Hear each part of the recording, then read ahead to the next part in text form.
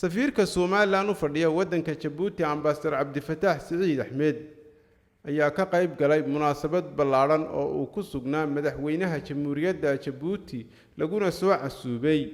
tantirayaasha dalalka shisheeye u jooga waddanka Djibouti waxaanay munaasabadani ku saabsanayd xarika jarka qayb ka mid ah bangiga BCE Merush oo ka howlgala wadamo badan oo ka mid yahay waddanka Djibouti. safiirka Soomaaliland u fadhiya waddanka Djibouti oo lagu soo casuumay xarika jarka qayb ka mid ah bangigan weyn ee BCE Merush ayaa ahayd hab maamuus loogu talagalay safiirada dalalka shisheeye u fadhiya waddanka Djibouti oo uu ka mid yahay safiirka Soomaaliland u fadhiya waddanka Djibouti Ambassador Cabdifataax Siciid Axmed.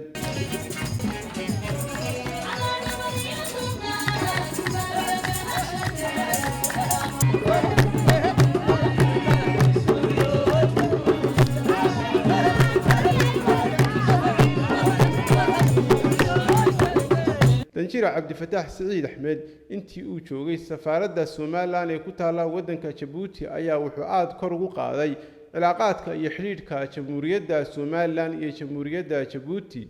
isagoo oo haatan cilaaqaadka labada wadan maraya halkii ugu sareysay. Maxamed Jaamac Waale, warbaahinta qaranka Soomaaliland, Djibouti.